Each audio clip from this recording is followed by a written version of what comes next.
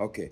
So why do we need the respiratory system? In order to remove all the metabolic waste and in order to provide the oxygen for oxidative phosphorylation, for aerobic respiration, and in order to provide nutrients like carbohydrates, lipids, proteins for ATP so we can power the enzymes that catalyze the life reactions. So the respiratory system is an organ system that takes in air and expels it from the body. We can live 3 weeks without food. We can live 3 days without water. We cannot live 3 minutes without air. So respiration refers to the ventilation of the lung or the breathing. And the functions of the respiratory system are gas exchange. So we are exchanging two-way. The highway is two ways. So we're not just bringing in oxygen. We're bringing in oxygen for what? Oxidative phosphorylation and for aerobic respiration. And why are we removing carbon dioxide? We're removing carbon dioxide because if we leave it behind, that's going to be metabolic waste, and that's going to increase our acidity. The more carbon dioxide in the blood, the more acidity. And for communication, you see when your nose is all bunged up, your voice sounds very bad. That's how your respiratory system participates in the appropriate vocalization and the communication. Olfaction. What does olfaction mean? Olfaction is the sense of smell. So you smell good things so you can move toward them and grab them and eat them. And you smell dangerous so you can run away from them. That's why nitric oxide and carbon monoxide poisoning happen, because you can't smell them. So that shows you how important your sense of smell is.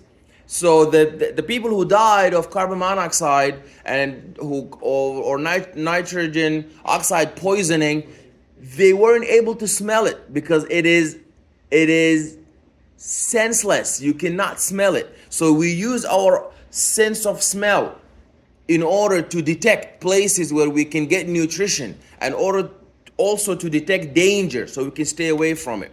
And we use the respiratory system for acid-base balance. Remember the concept that carbon dioxide, the more carbon dioxide build up, the more acidity goes up, the more metabolic waste will go up. And the respiratory system is important for blood pressure regulation. So it assists. Your respiratory system assists in the synthesis of angiotensin II, which is a hormone that regulates blood pressure. So when your blood pressure drops, when you have hypotension, your kidney is going to sense that, and it's going to secrete hormones. These hormones are going to go in the lung, and they're going to stimulate the secretion of angiotensin II, and angiotensin II is going to cause the secretion of aldosterone, and aldosterone is going to cause reabsorption of water. So you're not going to be urinating a lot. You're going to keep your urine. You're going to keep the water. And when you keep the water, you're going to increase the water in your blood. You're going to increase blood volume, and that's going to increase the cardiac output, and that's going to increase the contractility, and that's going to increase your blood pressure. Because you are suffering from hypotension, you're going to restore it with hypertension to reach your eutension. Okay, what are the functions of the respiratory system? In addition, the respiratory system is also important for blood and lymph flow. So breathing creates a pressure gradient between the thorax and the abdomen that promotes the flow of the lymph and the blood. We've talked about the thoracic duct, the thoracic lymph duct. So when you take a deep breath, it's like a pump. So that helps create the gradient that moves and shuttles this lymph fluid.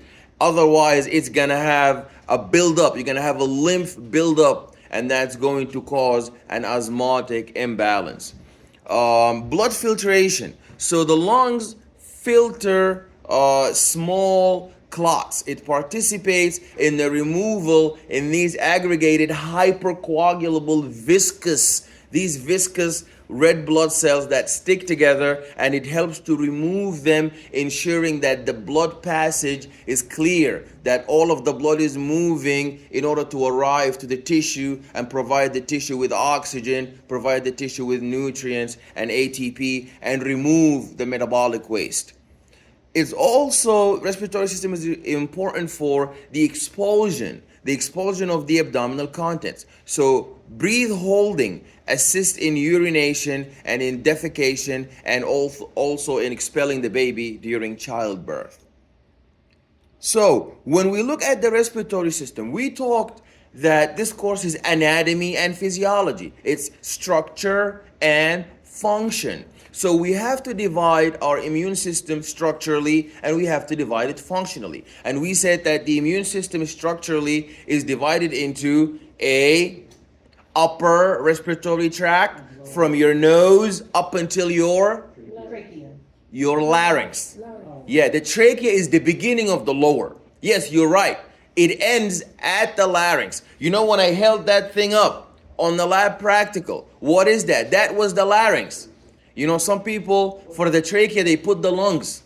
They put the lungs for the trachea. They put the lungs. So the trachea, yes, it is the beginning of your lower respiratory tract, but it's not the end of the upper. The upper ends at the larynx. And then you have a lower respiratory tract that begins with your trachea and extends all the way down to the alveoli. So that is just structural. Now, functional.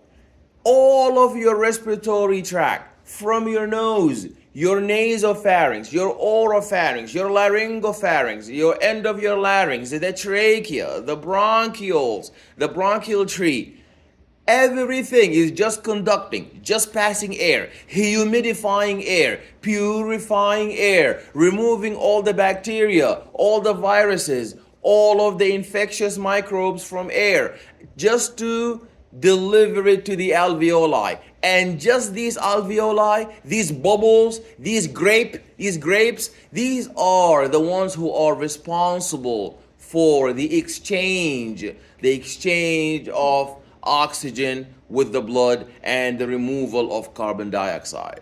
That's very important. That is very important. So the conducting zone passages are passages that serve only for the airflow. There's no gas exchange, and that happens, as we said, from the nostrils up into the major bronchioles. And there's a respiratory zone where there are regions that participate in gas exchange, the alveoli and the nearby structures.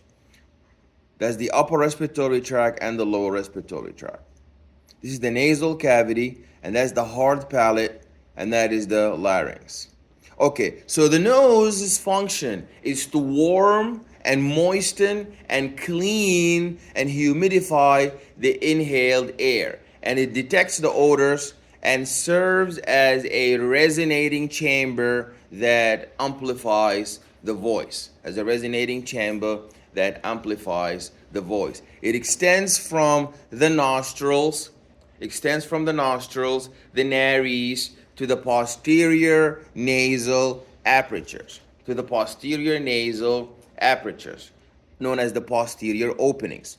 And the facial part is shaped by a bone and hyaline cartilage. So this thing coming out, when they say that a patient had a broken nose, what was broken? Was it a bone or a cartilage? This is cartilage. This is not bone. That's why they do these surgeries to repair how your nose look. If it was bone, they will not be able to modulate that. Okay, you see, this is the apex of the nose, and these are the nares, and this is the nasal septum, and that's the root, and that is the bridge. Okay, do you see? This is the lateral cartilage, that's the septal and nasal cartilage, and these are the alar cartilages. Okay, the structure of the nose. The nose has a nasal septum. The same way in the heart, we've seen that the heart has a septum that's in the middle, and it divides the nasal cavity into right and left nasal fossa. And the structure of the nasal septum is it is composed of bone and hyaline cartilage. The vestibule. The vestibule is this circular region. It is a small dilated chamber just inside the nostrils. So the nostrils are the inlet, the circles.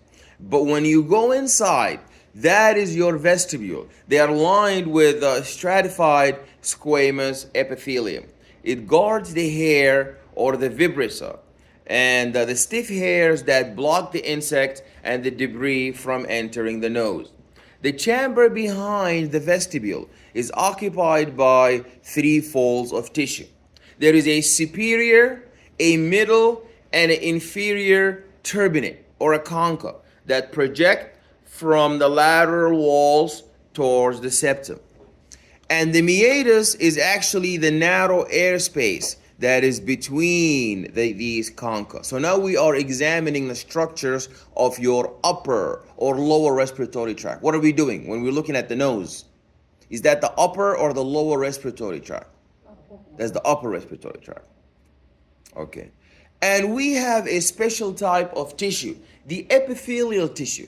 This epithelial tissue is rich in pseudostratified columnar epithelium. This pseudostratified columnar epithelium has special types of cells known as the goblet cells. These goblet cells produce most of the mucus that is supplemented by mucus glands in the lamina propria. And there are ciliated cells. Cilia are part of the cytoskeleton. They are appendages of your cell. These cilia, they perform a power stroke and recovery stroke. Power stroke and recovery stroke. Power stroke is to shove down and move down the mucus. All the stuff that's coming out is because of the cilia. That's why many patients have mutations and diseases in the proteins, the structural proteins that make your cilia. So they are unable to flush and move this mucus, so they have a lot of buildup of mucus in their lung, and they're coughing a lot of mucus. Okay, olfactory epithelium is involved in the sense of smell. It is located at the roof of each nasal fossa. It is an immobile cilia that bind odorant molecules and they don't propel the mucus. These are the olfactory epithelium. Okay, so the lamina propria contains large blood vessels to help warm the air. So you know that this blood is hot. It is in the core of your body. So it passes by your nose, and as air that is cold from the outside enters your nose, is going to be touching these blood vessels. So the heat is going to flow from your blood vessels into the air, warming down this air. So this figure here shows us the cadaver structure of your respiratory system. This is a sagittal view, and we see the soft palate and the hard palate. If we look at this may be a better way to look at it. This is your tongue, and these are your nostrils. That's the vestibule, and these are your middle, inferior, and superior conchas, and between them are your meatuses. Your inferior meatus, that's your inferior meatus. That is your middle meatus, and that is your superior meatus. Okay, the nasal septum. The nasal septum is a perpendicular plate. It is made up of a perpendicular plate. It is made up of a septal cartilage and a vomer. And just after your nose, then you have the pharynx that is divided into three parts. So the pharynx, you can't just say pharynx. Which pharynx are we talking about? The topmost one is the nasopharynx, because it's closer to the nose. The one in the middle is closer to the mouth, the oral cavity. That's why we call it the oropharynx. And on the bottom, you have your larynx. So we call that your laryngopharynx. Then beneath that is when you have your larynx. That's your voice box. So remember, the structure is the nose, the pharynx, divided into three from the top right after the nose. Makes a lot of sense. The nose, the nasopharynx, the oropharynx, the laryngopharynx, and in the end you would have your larynx. And that's going to be the end of your upper respiratory tract. Excellent. And from trachea and down, that's going to be your lower respiratory tract. So the end of the upper respiratory tract is the laryngopharynx. Is your no, laryngopharynx is up top to the pharynx. Okay, so that's your nose. You have your nose. Mm-hmm. Then you have your pharynx, which is divided into three. The first one is, because it's next to the oral cavity, we call it oropharynx. Then after that, you have your, no, I'm sorry, on the top, because it's closer to the nose, you have your nasopharynx. And below that, you have your oropharynx, because it's next to the oral cavity, oropharynx. And then below that, you have your laryngopharynx. And then below that, you have your actual larynx. So remember that the laryngopharynx, chance, your laryngopharynx is part of the pharynx. So that's not the end. The end is here, the larynx. So at the larynx, you ended your URI, your upper respiratory tract. Then you have your lower respiratory tract, and that extends from your trachea, everything down until your alveoli. And these are your bronchioles and the bronchial tree, the primary bronchioles, the secondary bronchioles, the tertiary bronchioles. Epithelia of the pharynx. You have your nasopharynx that passes only air and is lined by pseudostratified columnar epithelium. So the nasopharynx only passes air. The oropharynx and the laryngopharynx, they pass both air and food particles, food and drink, and are lined by stratified squamous epithelium, because stratified squamous epithelium is much stronger. What is the difference between simple epithelium and stratified epithelium? You took that in anatomy and physiology 1. Yes? Simple is one layer, and stratified is multiple layers. Excellent. But a more precise definition would be that this is the basement membrane, right? The basement membrane is divided into 2 layers, right? The bottom one is the basal lamina, and above it is your reticular lamina, and then beneath both is a whole different layer of connective tissue.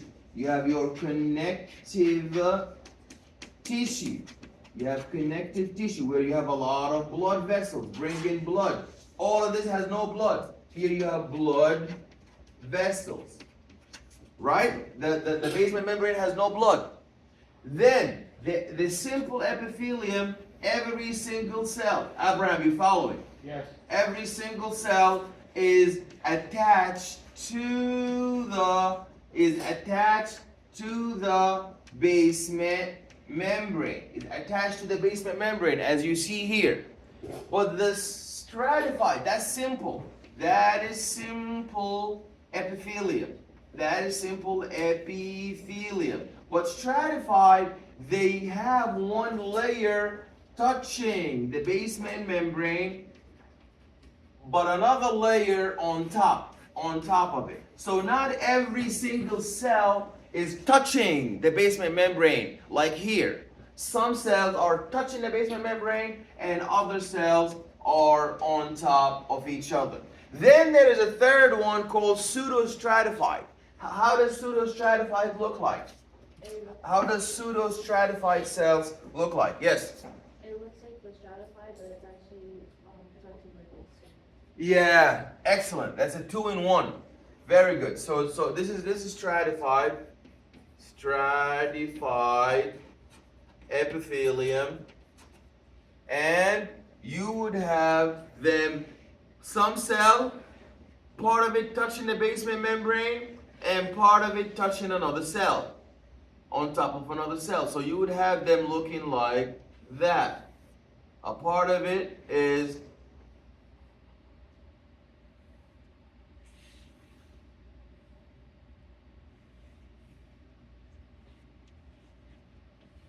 so they look like this, in the sense that this is cell number 1, cell number 2, cell number 3. So what's happening here? Cell number 1 is touching the basement membrane and at the same time is touching the cell number 2.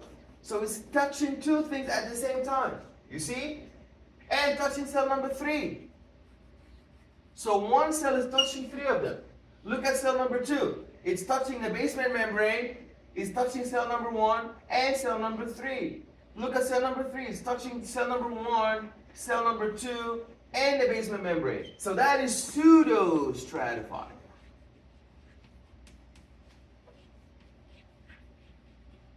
Excellent job, Julia. Okay. That's what you meant, right? Okay, excellent. Okay, the larynx is the cartilaginous chamber about 4 centimeters long, and its primary function is to keep the food and drink out of the airway. Its primary function is to keep the food and the drink out of the airway. And it is also involved in the production of sound, so it is commonly called the voice box. It is commonly called the voice box. The epiglottis is a flap of tissue that guards the superior opening of the larynx, and at rest it stands almost vertically. And during swallowing, the extrinsic muscles would pull the larynx upward, and the tongue pushes the epiglottis down to meet it. And it closes the airway and directs the food to the esophagus. So we don't want any food to go down our trachea. So your epiglottis diverts all the food to enter into the esophagus. Because remember, we share the path. This throat is not just for your respiratory system. So in the beginning, anterior, do you have the trachea in the front and the esophagus in the back, or do you have the esophagus in the front and the trachea in the back? You know, you have two tubes like that. So which one is in the front, which one in the back, which one is in the back, which one is in the front? Esophagus in front, and trachea is in the back, no? Trachea is in the front. Touch here. Touch. Is that your esophagus, or is that? Yeah. So say ah. My voice box. You see? So that's your trachea. So in the back you have your esophagus. So we don't want food to go down into our air passageways. It's gonna lodge into our air passageway, causing an obstruction, respiratory obstruction.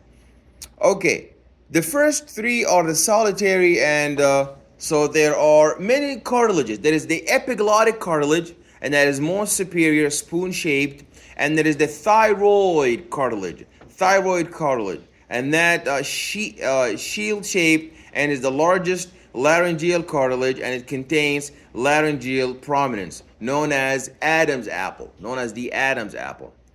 testosterone stimulates the growth of this thyroid cartilage, known as Adam's apple, in men. So women do not have a prominent thyroid cartilage. Why is that?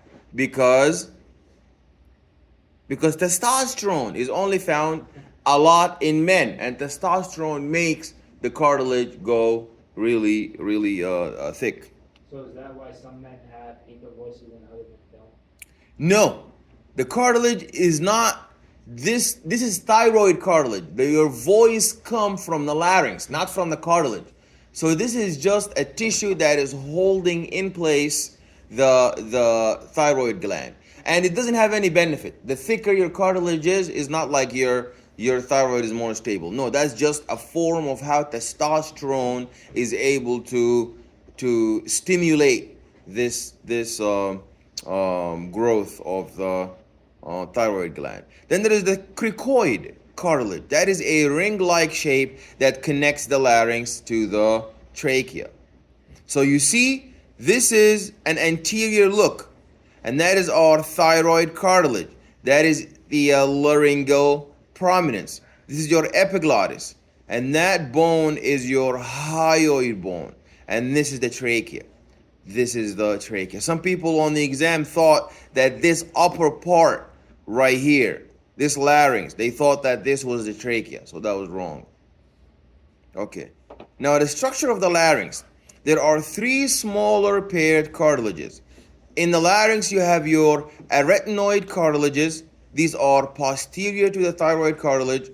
There are the corniculate cartilages, and these are attached to the arytenoid cartilages like a pair of little horns, and this is cuneiform cartilage. The cuneiform cartilage supports the soft tissue between the arytenoids and the epiglottis. There are extrinsic ligaments. These extrinsic ligaments connect the larynx to the external structures. There are thyrohyoid membrane that suspends the larynx from the hyoid. And there is cricothyroid ligament that connects the cricoid and the thyroid cartilages. There is a cricotracheal ligament that suspends the trachea from the larynx. So intrinsic ligaments hold the laryngeal cartilages together.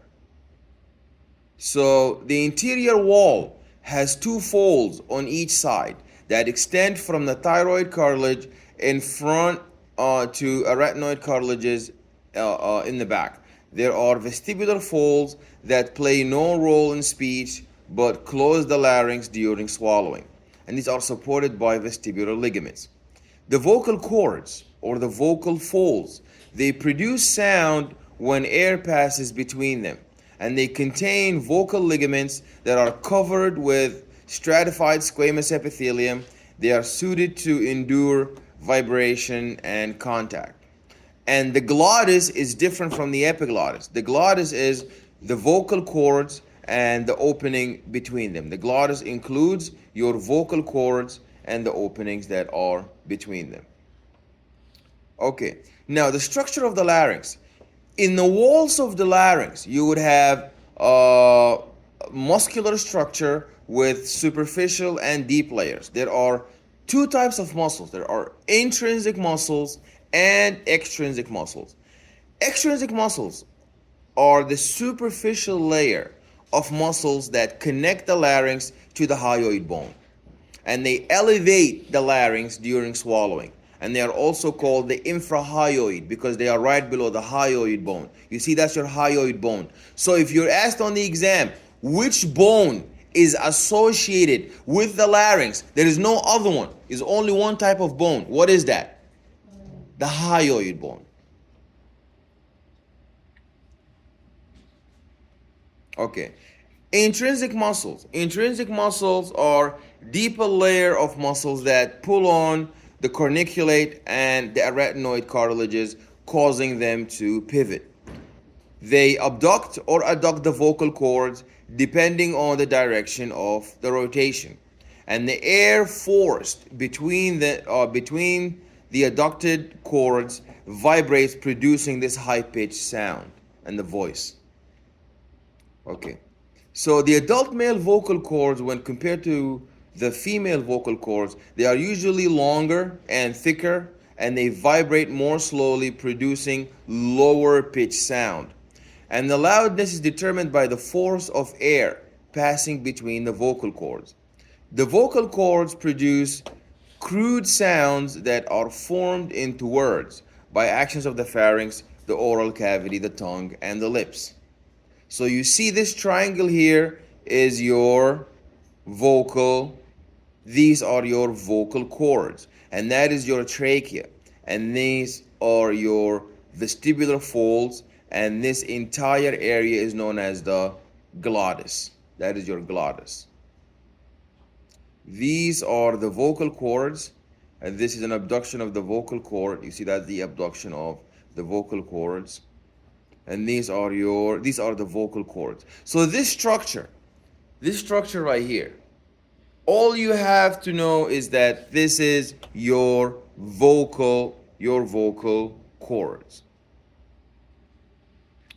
Now, when we look at the trachea is actually the beginning of what is the trachea the beginning of? The trachea are the beginning of they are the beginning of the lower respiratory system. So it is also known as the windpipe. It is also known as the windpipe. What is the windpipe, Nicole? Okay, very good. You're paying attention. Chance. Yes. The windpipe is also known as? Tricky. Excellent. Wow, you guys today doing excellent. Yeah. The trachea is known as the. Okay, watch me on the lab practical, on the final. What is the windpipe? The larynx. Okay, it is the trachea. All right.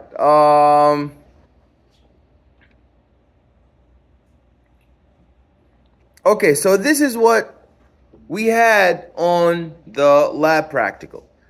This is your larynx. The top part is your larynx. And this is the trachea. And these are your main bronchi. This is your tracheal bifurcation. Bifurcation is when we split into two different paths. Bifurcate. And you would have at the beginning, the one that is near the bifurcation, these are your lobar bronchi. And these are your segmental bronchi. Okay. The tracheal epithelium showing ciliated cells and non-ciliated goblet cells. What are the goblet cells for? What do the goblet cells do?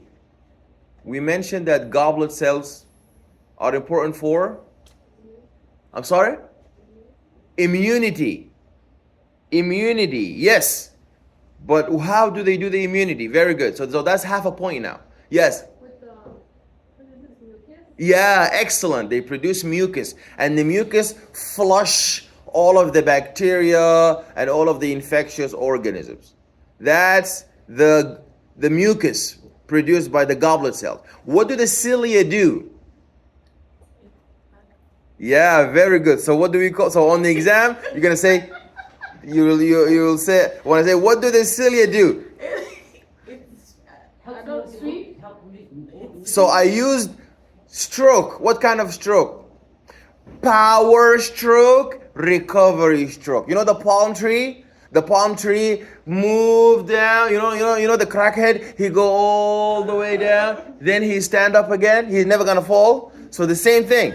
So the cilia, they gonna flush down all the mucus, and then they're gonna stand up again. That's why we said the people who have a disease, a mutation, they cannot make the microtubules, the cytoskeletal appendages that make these axonemes, these microtubules. They have a problem doing what? When they have a disease, like a disease disabling these cilia, when the cilia is not working, what's going to happen to the patients? They have a lot of mucus. Yeah, a lot of mucus build up. Yeah. Excellent. Tracheotomy. What is tracheotomy? Is to make a temporary opening in the trachea and insert a tube to allow the airflow. But why is that dangerous? Because the air is going to be cold. Air is supposed to go through the nose so it can get humidified and warmed. Who warms the air in the nose? Yeah, the nasal cavity, good, but that's half a point. How does it happen? It goes inside, and the heat is going to warm. It's going to warm up all of the. It's going to warm up the heat of the blood. Is going to warm up the air, and the air is going to enter warm. But because you have now a tracheotomy, air is not going through the nose, is not going through the oral cavity, is not being warmed up. What happens then?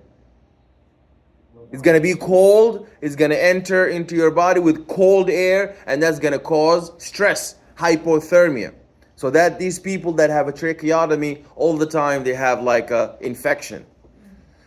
So the inhaled air bypass the nasal cavity and is not humidified. If left for long, it will dry out the mucous membranes. They become encrusted and interfere with clearance of mucus from the tract, thereby promoting infection. So in intubation, when a patient is on a ventilator, the air is introduced directly into the trachea. So the air is entered. Now with intubation, like a patient who has a surgery, they're gonna put in their mouth that tracheostomy tube, and air is gonna be already warm from the machine. So it's not gonna cause any problem. Yes? There's some people who like breathe through their mouth more than their nose, or like if you're sick and you can't breathe through your nose, does that make the same issue, or is the air still warm? It's still warm because it goes through the oropharynx. The oropharynx, the laryngopharynx, the larynx, then the trachea. But this one is tracheostomy, so it's skipped the whole upper respiratory tract, just immediately to the lower respiratory tract. On the lab practical, I asked you which lung has two fissures and name them. Which lung has one fissure and name it. Which one has two fissures? The right one. So you put yourself in the anatomical position. This is the anatomical position. This is the anatomical position when you are facing forward, and when you have the two palms facing outside. This is the anatomical position, like that. So now, which one is my heart? My left side of the heart. This one. Left hand, left heart. Right hand, right heart. Left, that's his left side, that's his right side. I'm on the anatomical position. So this is the anatomical position. So if I'm on the anatomical position, is this my right lung or is this my left lung? You're right. This is the left, this is the right. Excellent. So which one has two fissures? The right one. The right one. What are they called? They're called horizontal fissure. Yeah, the horizontal fissure and And the they're called oblique fissure. oblique fissure on the bottom. But which one has only one fissure? The left. The left one. What is it called? Oblique fissure. So both of them have oblique fissure. Both of them have oblique fissure. But only one has a horizontal fissure. That's the right lung. So on the final now, I'm not only going to ask you which lung has two fissures. I'm going to ask you which one the top, which one the bottom. Is the top one the oblique or is the top one the horizontal? Is the bottom one the oblique or is the bottom one the horizontal? So you have to identify them. You have to know them. So now when we look at that model in the final, it's not just going to say which one has, that question was a gift. You see it right in front of you. Which one has two lobes? 1, 2, the left one. Which one has 3? 1, 2, 3, the right one. But naming the fissures, you got to name them. So I asked about the fissure, and some people say superior lobe, and then they say the middle lobe and the inferior lobe. I never asked about the lobes. I asked about the fissure that makes these lobes. Okay. And the lung is an pyramid, right? Because the apex is at the top like a pyramid and the base is at the bottom. But what about the heart? The heart is inverted pyramid. It has the base at the top where all the aorta is coming out, pulmonary trunk is coming out, and on the bottom you have the apex. That's why the doctor put the for auscultation, put the stethoscope on their rib cage to hear the apex beat. The apex beat is when the apex is hitting your rib cage. So, and that is protected with a serous fluid, a capsule that surrounds your lung, the same way your heart is surrounded by a serous capsule. So does your lung. The cross section through the this is a cross section through the thoracic cavity. So the lungs and the bronchial tree. So each lung is a conical organ. Yes, like a conical. Yes. I'm sorry, really fast. The gross anatomy of the lung, that little picture that you just clicked on. That is a picture of the lung, the left lung, turned upside up. Is that upside down? I mean, is it turned around? It's not turned around. We're looking at it laterally. We're looking at it like this. You're looking at the lung like that, lateral. You're not looking at it facing it anteriorly. You're looking at it from the side. Okay. But it's not upside down because you can see the cone. That's why we call it the pyramid or conical shape. So conical is at the top, and on the side, that is when you're looking at it laterally. Okay. This is a cross section through the thoracic cavity. Okay. So the lungs and the bronchial tree. So each lung is a conical organ. Each lung is a conical organ with the following landmarks. There's a base that is a broad, concave. What's up? The skeleton?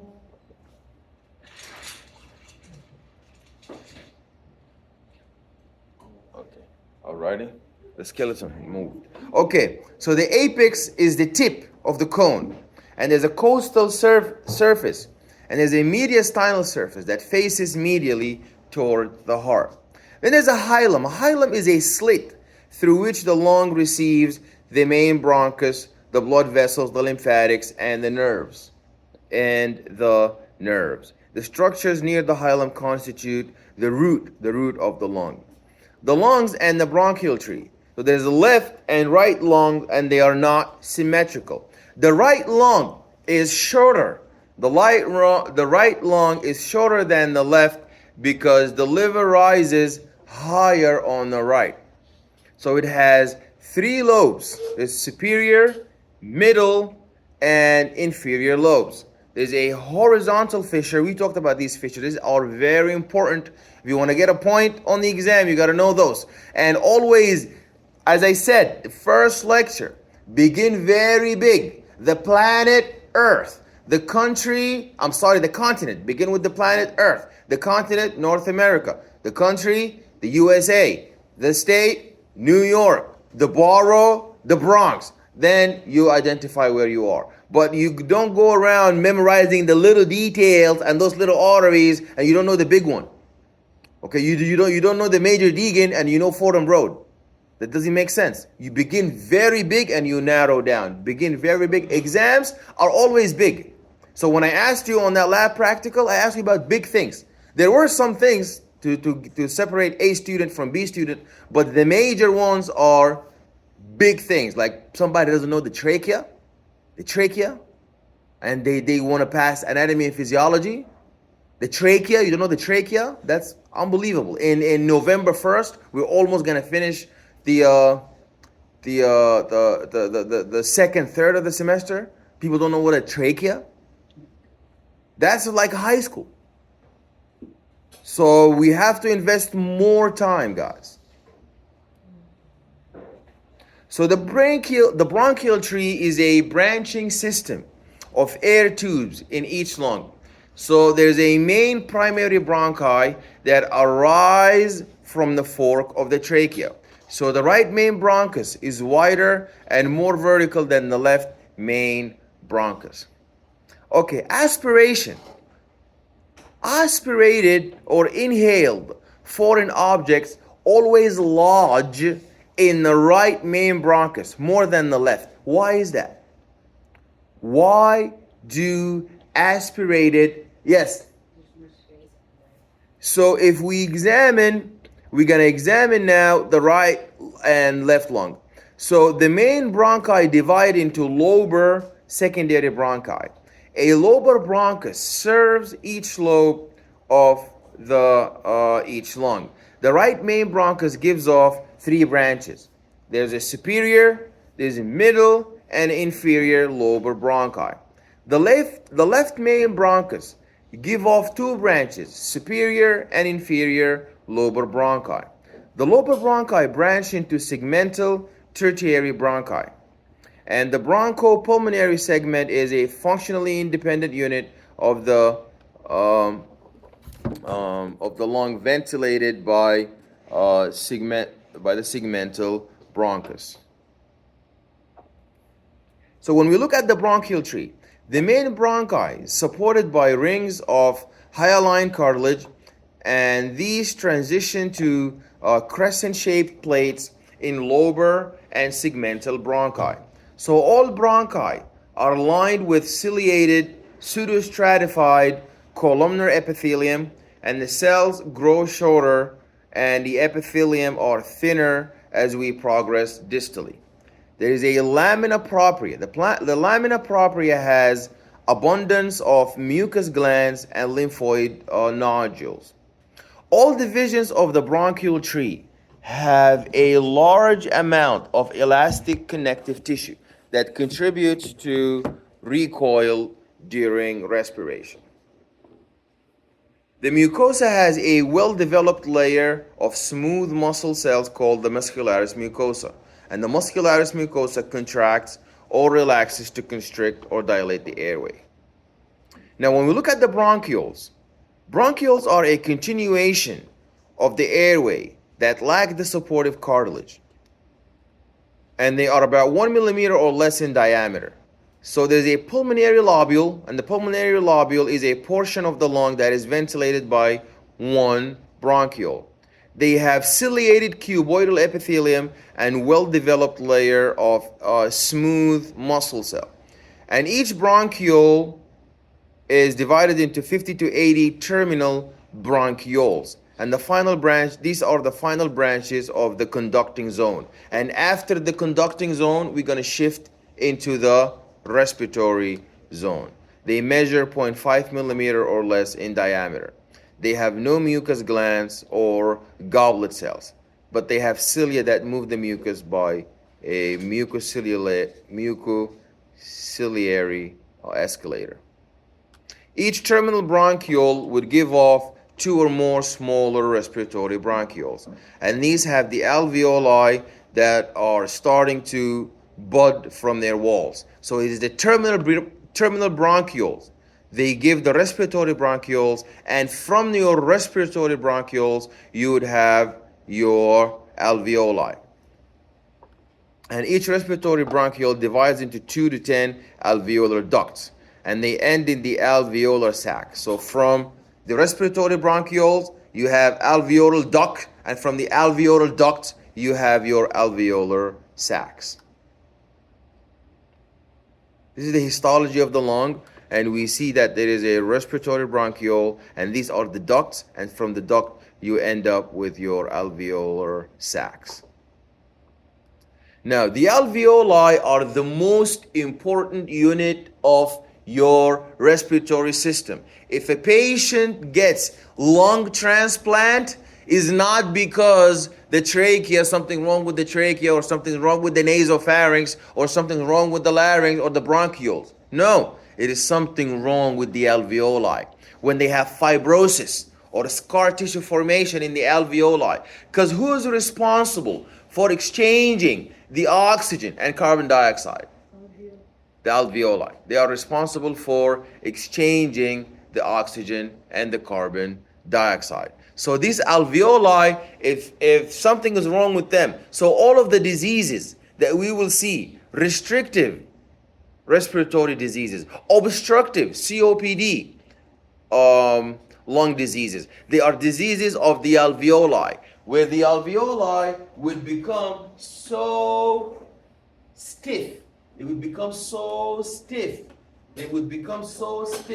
Now they cannot inflate to accommodate air, or the opposite. They can inflate, but they cannot recoil to push the air out. So imagine these sacs are like a balloon. Some of them, they get a lot of air in, but when you want to squeeze it out, you can't because they are not elastic. They just like clay. They just stay. These patients, these are known as restrictive diseases. So they can get air in the body, but they can never get it out.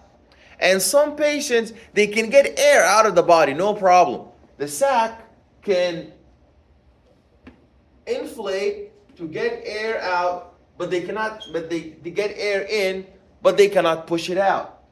And they can also, some others, they can push the air out of the alveolar sac, but they cannot get it in.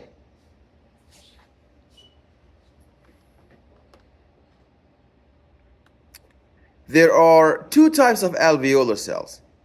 Alveolar cells, there are type 1 and type 2.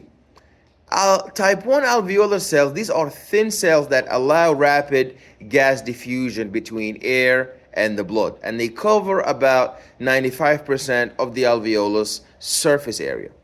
There are great type 2 alveolar cells. These are round to cuboidal cells that cover the remaining 5% of the alveolar surface, and they repair the alveolar epithelium when the squamous type 1 cells are damaged. They secrete pulmonary surfactant. There's a mixture of phospholipid proteins that coat the alveoli and prevent them from collapsing during inhalation. Alveolar macrophages, known as dust cells. So you know these are macrophages. So you know we got to have macrophages on every system. The macrophages in your nervous system, what are they called? You did that in Anatomy and Physiology 1. Macrophages of your nervous system are known as?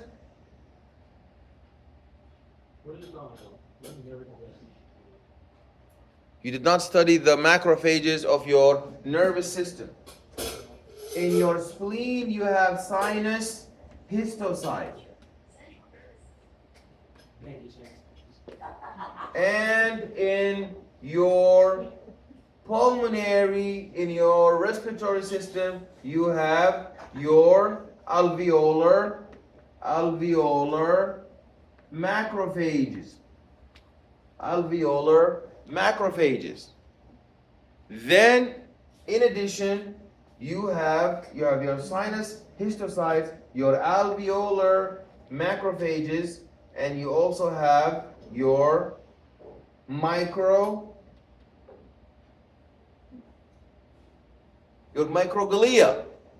These are your nervous system macrophages. So every system, every tissue is susceptible to infection. So you need the proper macrophages. So the macrophages for the respiratory system are your alveolar macrophages. So these are the pulmonary alveoli, and these pulmonary alveoli,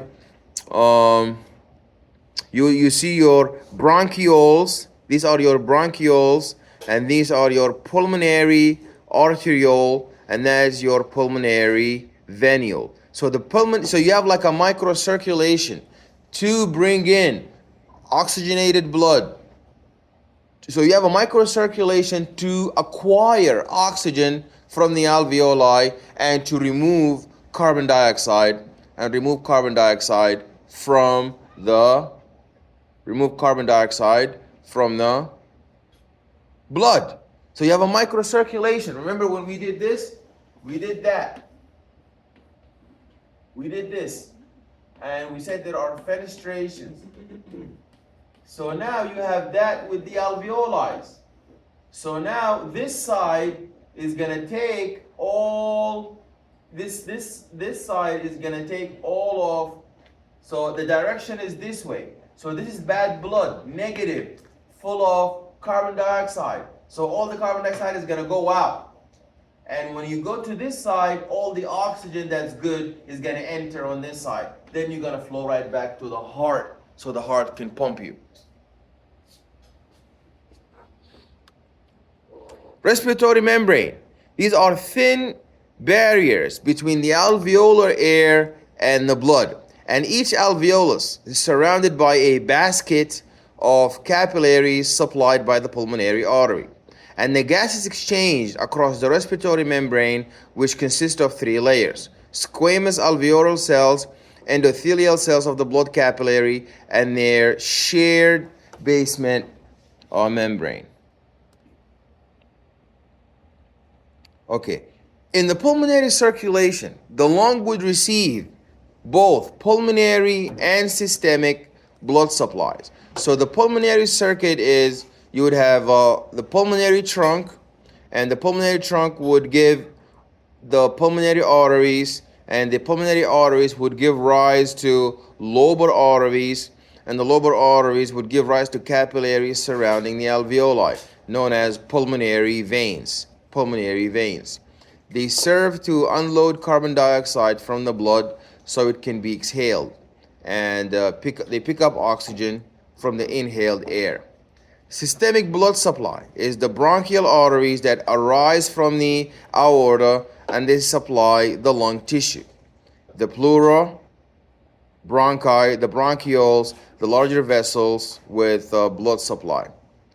The bronchial veins drain this blood into azygous vein of the thorax.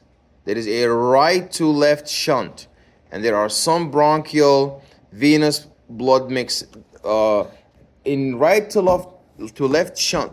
What happens is there are some bronchial and venous blood that mixes with pulmonary veins that dilutes oxygen content to a degree. Okay.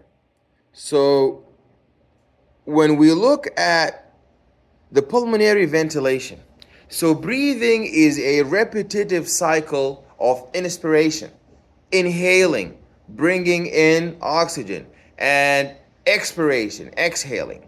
So there is a respiratory cycle, and one complete breath is what constitutes a respiratory cycle, with inspiration and expiration. So we take a deep breath, that's inspiration. We remove that air that we have taken in, that tidal volume. So taking a deep breath, that's about 500 milliliters of air, and then exhaling, that's about another 500 milliliters that goes out. So taking in 500, that's plus 500 milliliters of air, and then removing it, that's minus 500 milliliters of air. There's a quiet respiration. The quiet respiration is breathing while at rest. So that's effortless breathing. So when you are stable and you're breathing, that's known as quiet breathing.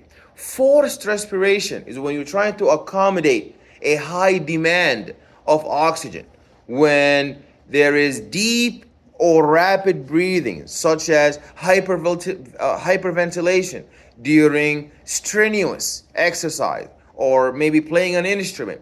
So the flow of air in and out of the lung depends on a pressure difference between air within the lungs and the outside. So you guys seen that on the video, right? Those the ventilation video. That's a very important video, because you're gonna see how this pressure gradient we talked about, diffusion gradient, we talked about concentration gradient, we talked about electrical gradient. Now it's time to talk about pressure gradient. Air will never flow in from the atmosphere into the lung unless the pressure is highest in the air and lowest in the lung. And the air is never going to get out of your lung unless the pressure is higher in and less in the air. So, did you understand the video? It made sense. So it's going to help you on the exam a lot. So if you need to watch it again, do that, because that gives you the essence of how your respiratory system is working. If you understand ventilation, you understand how your musculoskeletal system, your rib cage and your diaphragm are changing to change the volume. So your diaphragm is gonna relax by moving up. Your thoracic cavity is gonna contract to decrease the thoracic cage, to decrease the transverse diameter of the rib cage, and that's going to expel all of the air out. So if you want air to go out, you got to decrease the volume. That's why the balloon, the toothpaste, if you want toothpaste to come out, you press the toothpaste, you make the volume go low so the pressure can go high, toothpaste come out. You squeeze the lungs, then air is going to come out. You relax the lungs, then air is going to flow in. Yes? So, I get confused with ventilation and respiration. Okay. So, respiration is when you successfully are able to transfer oxygen, when you exchange. Ventilation is when you successfully fill the alveoli with air. So when you take a deep breath, your alveoli are full of air. Respiration is, have you or have you not succeeded in transferring, exchanging all of the air that you ventilated your alveoli into the blood? Because having air into the alveoli that you cannot get into the blood, people who have fibrosis, their lung is full of air. It just cannot go out. It's like, imagine people on a ship. They got to get to the shore. You can have so many people on a ship, but if that ladder is not there, then how can they get out?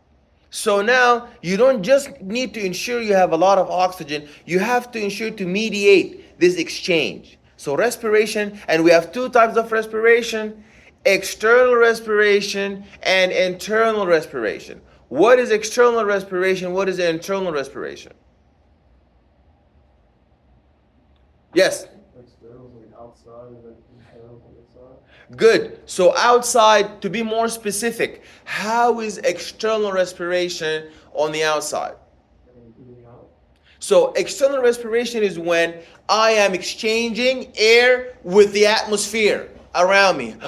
Air went into my lung, where air went out of my lung. But internal is when this air that now made it into my blood got to my tissue.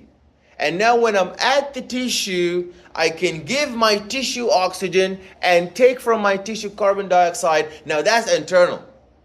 So on the outside, when you're breathing, that's the nose, these are the lips.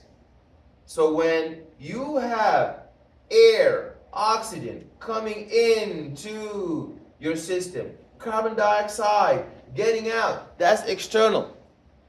If you enrich your lungs, with oxygen, fill it with oxygen, get rid of carbon dioxide, that's external. But once the capillaries come by and they unload their carbon dioxide, they take oxygen, that's still external. You're still dealing with outside. But when you go to the tissue, remember we said the tissue always has a lot of dots.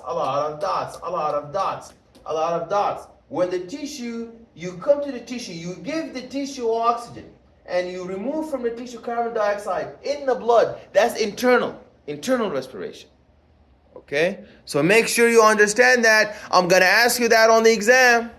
You got to know the difference between your internal and external respiration. That's very big. So you see these intercostal muscles. These intercostal muscles, they are able to stretch and compress. Stretch and compress. Stretch and compress. When they stretch, what do they do to the volume? When they stretch, the internal pressure decreases, thus there's more airflow coming in. And then when it decompresses, the internal pressure is within the diaphragm or inside the lungs. That is exactly why the pressure gets out of the body. Excellent. But you have not mentioned the word volume once. So, well, the volume increases when it expands, and it's common sense. The volume increases when the respiratory muscles expand to take in more oxygen, and then it decompresses to take the carbon dioxide out when it just. Okay. Very good. So, what did Boyle's law say? What did Boyle's law say?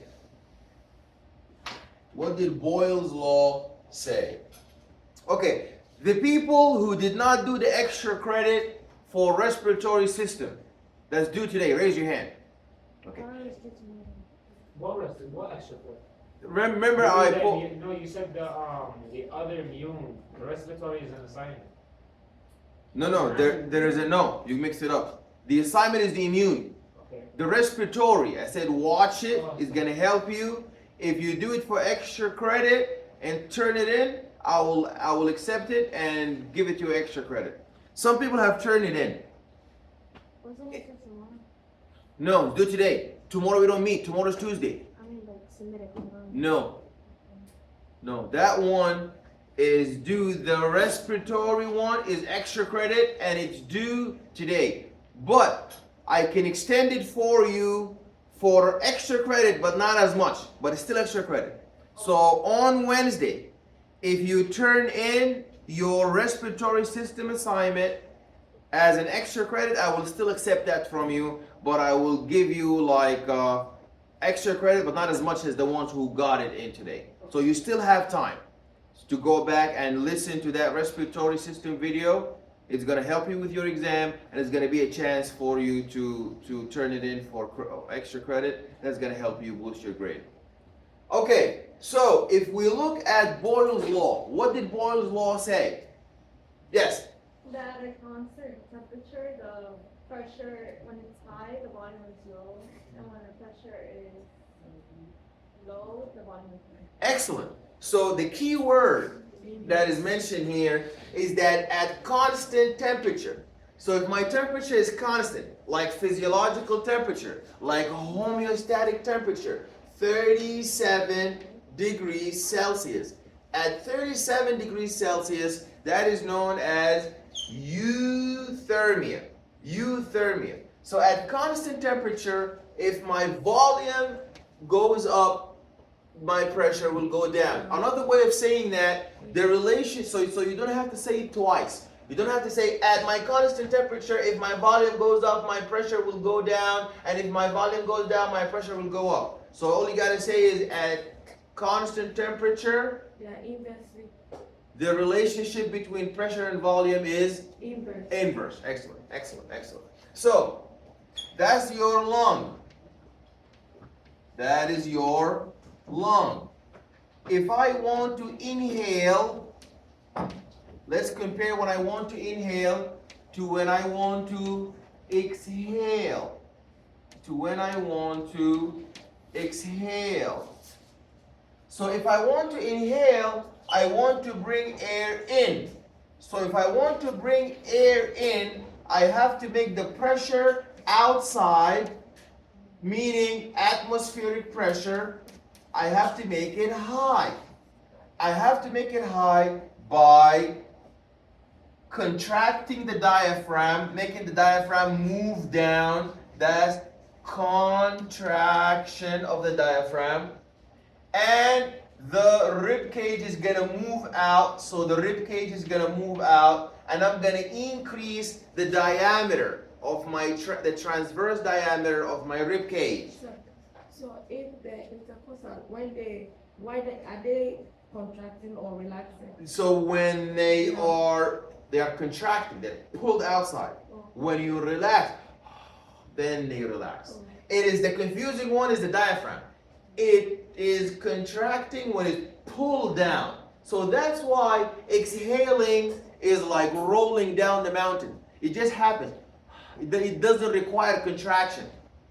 It doesn't require a lot of work. It's like when you're going up the stair, that requires a lot of work. But when you're coming down, it's easy.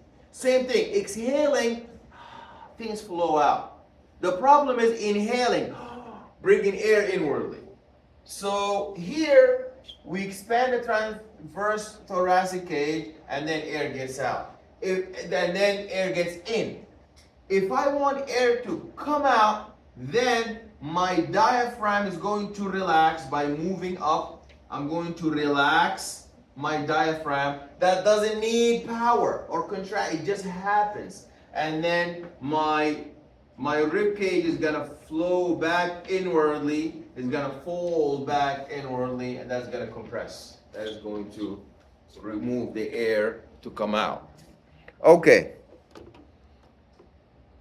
There is a neural control of breathing. So the breathing depends on repetitive stimulation of the skeletal muscles from the brain, and it will cease if the spinal cord is severed high in the neck. So the skeletal muscles require nerve stimulation. What causes these muscles to pull upward or it's your action potential. Your electric action potentials go into the muscle and they cause the muscle contract like your heart. The action potential would come to your cardiac muscle, cause it to contract. Here the same. Your respiratory system, your action potential, your electric stimulation is going to come to your intercostal muscles, causing them to contract. And then the action potential is going to slow down, causing them to relax. So remember, electricity, and then that's why we said 3 systems control breathing. Don't just think breathing is controlled by your respiratory system. Don't think that breathing is just controlled by your musculoskeletal system. Breathing is not just controlled by your nervous system. So the nervous system is also important. And also your renal system. We're going to see that your renal system is also important participant in breathing. So when your kidneys see that there is a lot of acidity, they're gonna stimulate your lungs to breathe out, remove carbon dioxide. Because what is the relationship between carbon dioxide and acidity? We say carbonic acid. So the more carbon dioxide means less acid or more acid? More acid. Less pH or more pH?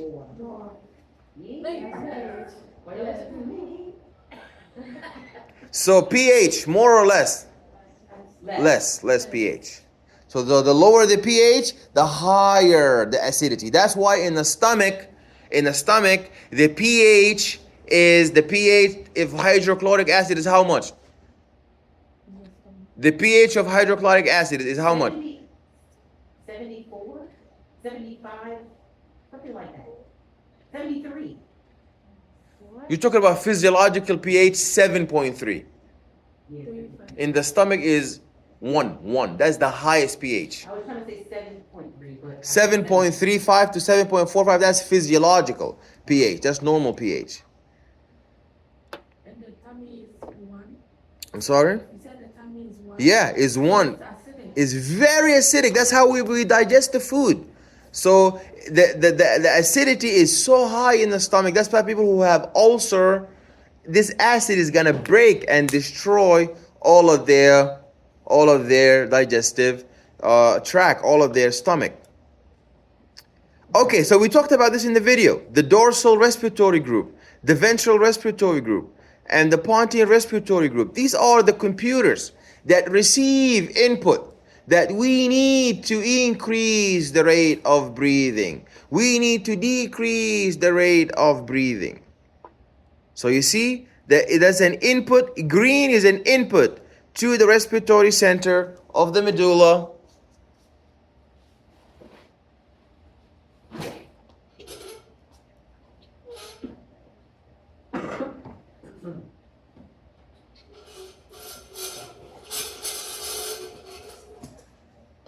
That's the output from the hypothalamus, and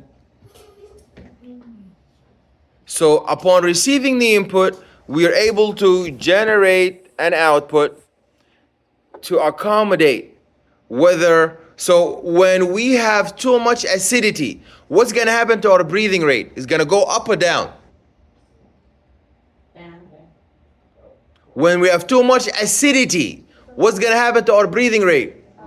It's going to go up. That's known as what? Hyperventilation. We're going to ventilate more frequently. We're going to ventilate a lot. We're going to shunt a lot of oxygen outside the body. And when the acidity goes down, so now we're suffering from alkalosis. When we're now suffering from alkalosis, what happens to our breathing rate? Okay. You guys look like you don't understand this one. Okay.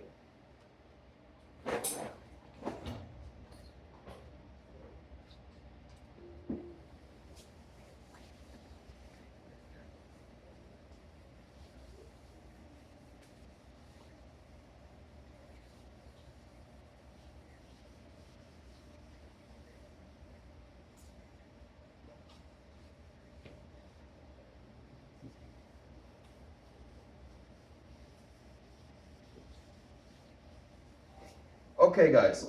We said that acid means low pH, which means hydrogen proton concentration. High or low?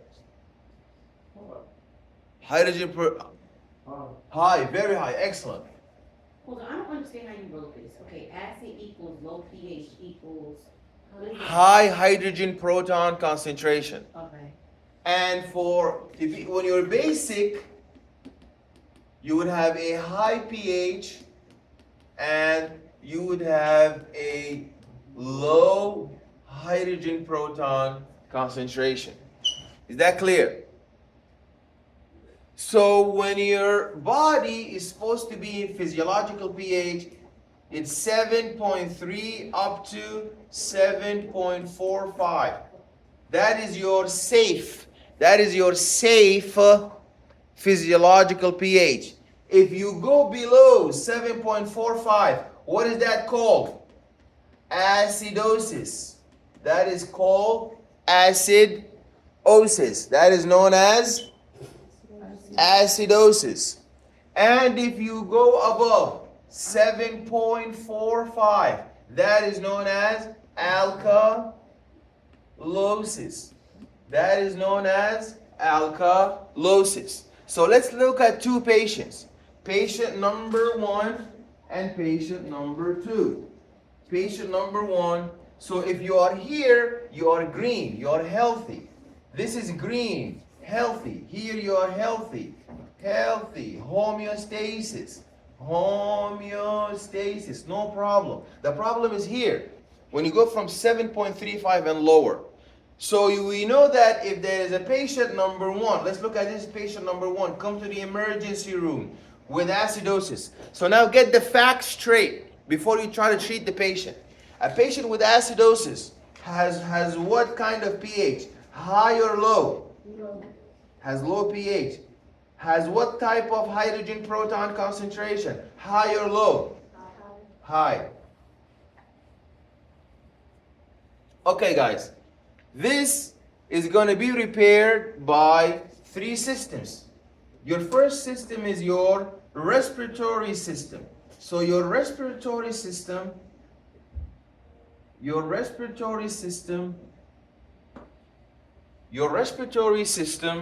is going to increase the ventilation rate. This is known as hyperventilation. That's known as hyperventilation. So when you're hyperventilating, a lot of carbon dioxide is leaving. So when the carbon dioxide leaves, the pH is going to go up and the hydrogen proton concentration is going to go down. And you're going to restore your physiological pH. But if 7.45, you have alkalosis, that means the pH is high. The pH is high, and that also means the hydrogen proton concentration is low. And in order to repair that, we're going to have to decrease ventilation. That is known as hypoventilation.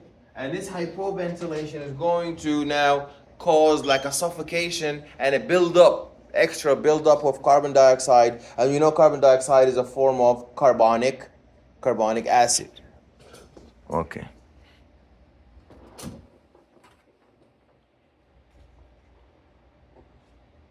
Okay. You see that's the intercostal muscle, that's the phrenic nerve, and these are the spinal integrating centers. Okay, so we also continue with the central chemoreceptors and peripheral chemoreceptors. So these chemoreceptors, they detect your carbon dioxide. So how do we know if there's acidity? By detecting carbon dioxide. Who detects carbon dioxide? Is these chemoreceptors. So if there is too much carbon dioxide, then they're gonna send a message to your nervous system to cause hyperventilation. When there is too little carbon dioxide, they're gonna send a message to your nervous system to cause hypoventilation. That one you need to know for your exam. I promise you that is on your exam. How does your body deal with too much carbon dioxide?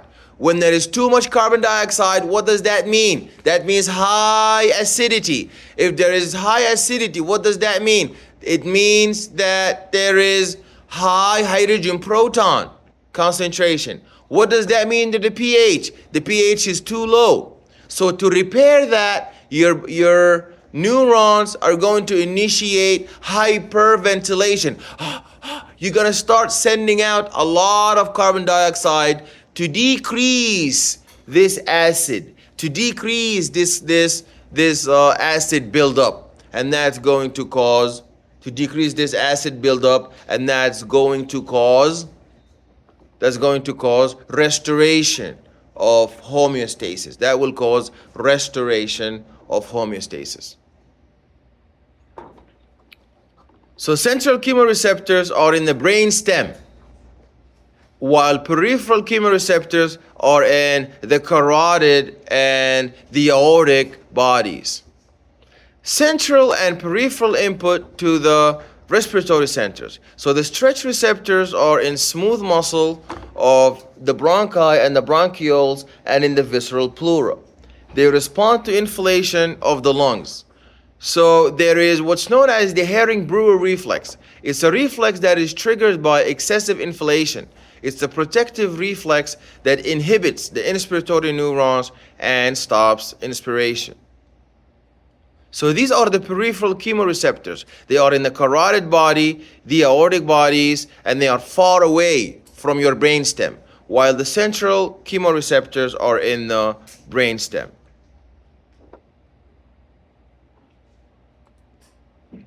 Okay, neural control of breathing. So there is a voluntary control of breathing where the voluntary control over the breathing originates in the motor cortex of the frontal lobe of the cerebrum, and it sends impulses down the corticospinal tract to the respiratory neurons in the spinal cord, bypassing the brainstem. So when you can breathe on your own at your own rate. You know, in yoga they say take a deep breath. How did you manage to increase, to voluntarily interfere with your own rate of breathing? That is done through your cerebrum, your cerebral cortex, and it sends impulses down the corticospinal tract to the respiratory neurons in the spinal cord, bypassing the brain stem. And there is a breaking point when the carbon dioxide levels rise to a point where the automatic controls override one's voluntary will. So you can stop your breathing, but after a while, when the acid starts building up, the autonomic controls or the automatic controls are going to interfere and force you and override your voluntary will to. Have you tried to stop your breathing, and then after a while you have no control over it, the breathing will start happening again? So that is when your autonomic and your automatic reflexes interfered and induced this forced ventilation, so you can bring in oxygen for oxidative phosphorylation, aerobic respiration, and to remove this carbon dioxide that is building up, increasing the acidity. Pressure and airflow. Pressure and airflow. The respiratory airflow is governed by the same principles of flow, pressure, and resistance as blood flow. So the flow of a fluid is directly proportional to the pressure difference between 2 points. So the flow of a fluid is inversely proportional to the resistance. And the atmospheric barometric pressure is the weight of the air above. And the intrapulmonary pressure is the pressure that is within the lungs and changes with lung volume according to Boyle's law. The pressure, the resistance, and the airflow. You have Boyle's law. That's very important for your exam. You have to know Boyle's law. I mean, some of you summarized the ventilation and the laws videos and never once mentioned the word boil or any of these other very important laws.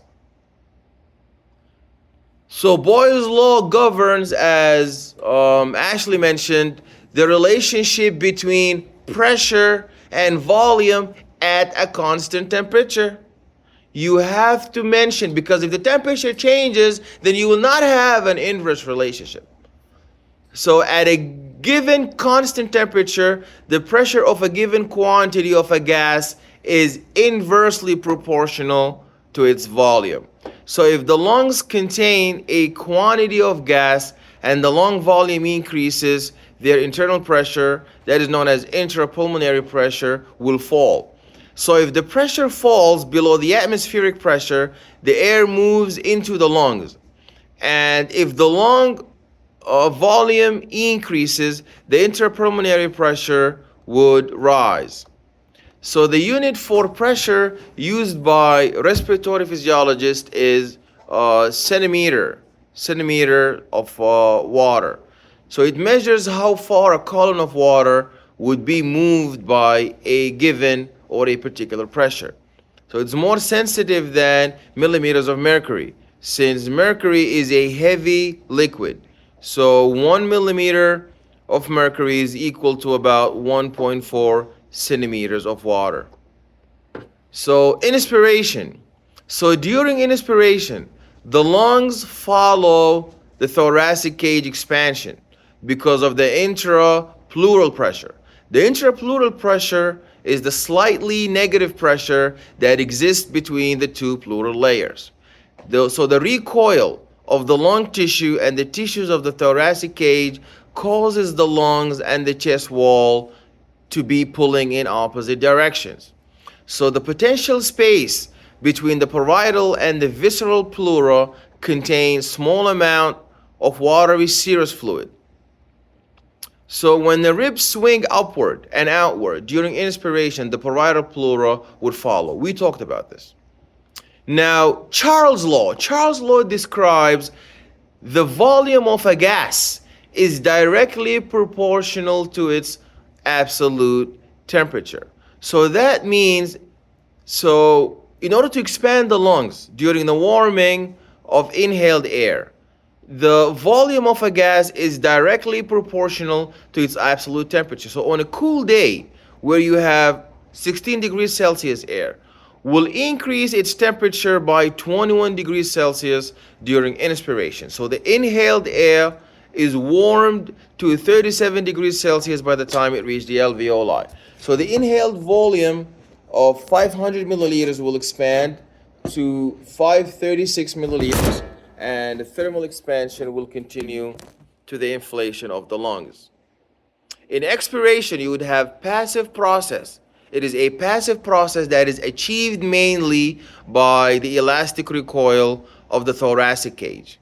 The elastic recoil of the thoracic cage would compress the lungs, and it would raise the intrapulmonary pressure to about 1 centimeters of water.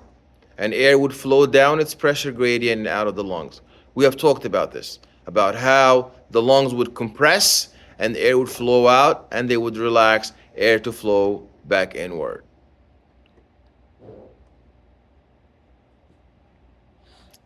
So pneumothorax represents the presence of air in the pleural cavity, and the thoracic wall, when the thoracic wall is punctured, inspiration would take the air through the wound into the pleural cavity, and there's a potential space. The potential space becomes an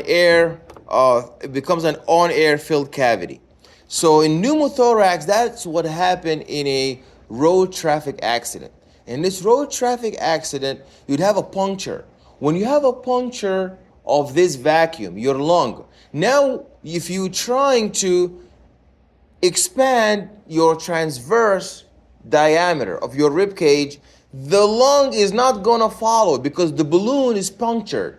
So if the air goes into the lungs, it's going to leak out to the core of your body. So this pneumothorax is very dangerous because it is caused by a puncture. a puncture in your thoracic wall. So on the exam, a question would be, what is the name of the condition where there is a puncture, there is a hole in the thoracic wall and causes the inspiration to bring in the air through the wound into the pleural cavity? And that area would become air filled, and that would lose this negative pressure, so air can now never flow in due to that puncture. This is known as pneumothorax. Yeah, pneumothorax. Good. What is atelectasis? Atelectasis is the collapsing of a part or all of the lung.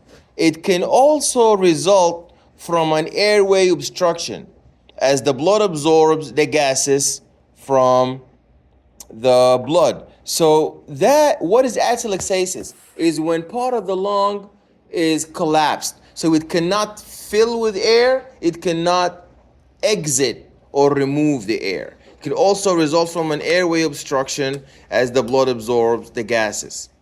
So you have to know the difference between pneumothorax and atelectasis. Which one is when there is a puncture or a hole or a wound in the thorax? Yeah, from the name, pneumothorax, pneumothorax. And what is atelectasis? Yeah, so atelectasis is when the collapse, not the whole lung, just a part of it. It could be all of it, but a part of it could also be, could also be a form of atelectasis. So it can need to be, when it happens, it can need to be healed or something. Yeah, it can be healed depending on the nature of the collapse. What is the cause of it? Sometimes they do it with surgery. Sometimes they repair it with proper medication that increase and better the quality of the life. But definitely there is a cure for it. As long as it's not fibrosis, that one there's no cure for it, because the alveoli have been completely destroyed. So you need new lung with new alveoli. So what is bronchodilation? That resembles vasodilation. Bronchodilation and vasodilation are similar in the sense that they increase in diameter, the increase in the diameter of the bronchus or the bronchiole. So epinephrine and sympathetic stimulation would cause bronchodilation, and that would increase the airflow. Bronchoconstriction is a decrease in the diameter of the bronchus or the bronchiole. And that is caused, so who causes bronchodilation? So on the exam, what is bronchodilation? Bronchodilation is when there is a decrease or increase in the bronchus or the bronchiole. Increase, dilation, vasodilation, increase blood vessel. Bronchodilation, increase the diameter of the bronchus. Bronchoconstriction represents a decrease in the diameter of the bronchus or the bronchiole. A decrease in the diameter of the bronchus or the bronchiole.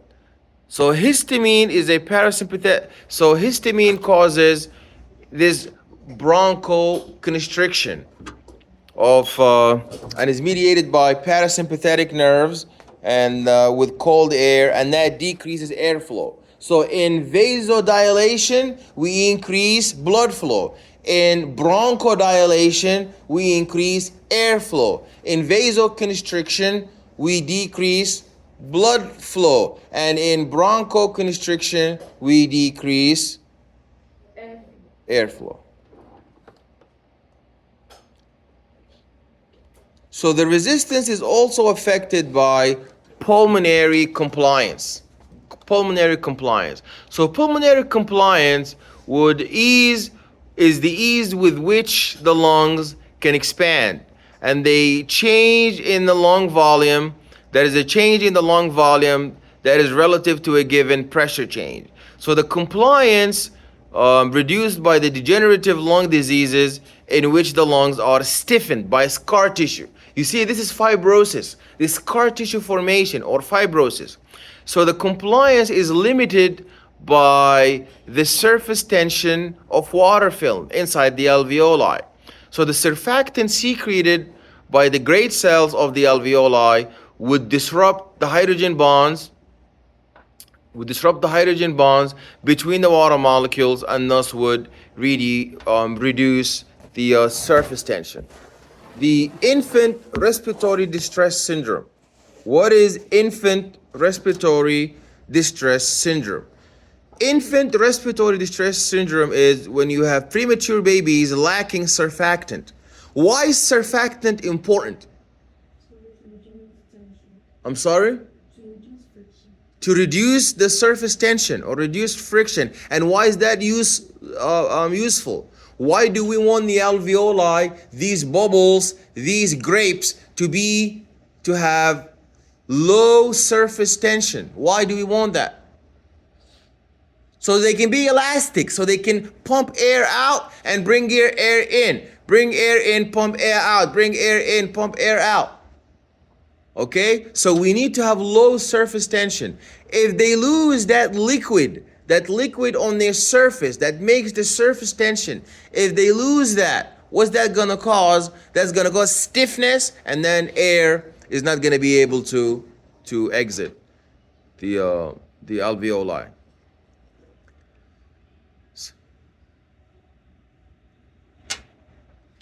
So in alveolar ventilation, only air that enters the alveoli is available for gas exchange, but not all inhaled air gets there. So about 150 milliliters fills the conducting zone of the airway. It is called the anatomical dead space because there's no gas exchange. So in the anatomical dead space, that's every part of your respiratory system that is not participating in respiration, like your trachea.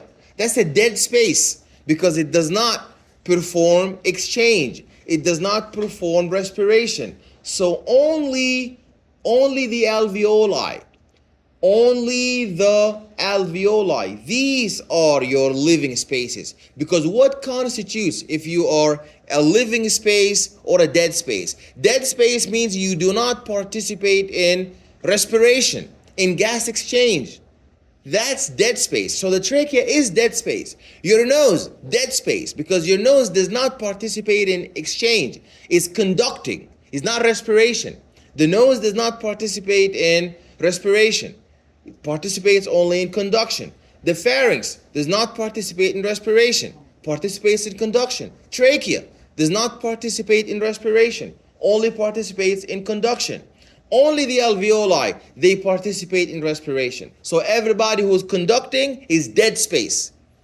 And then there is, in addition to the anatomical dead space, you have physiological dead space. So this physiological dead space is the total dead space known as the sum of the anatomical dead space and any pathological dead space. So somebody who is smoking cigarette and they having a lot of fibrosis, lung fibrosis. So their alveoli is not 100% working. There's like only 85% working.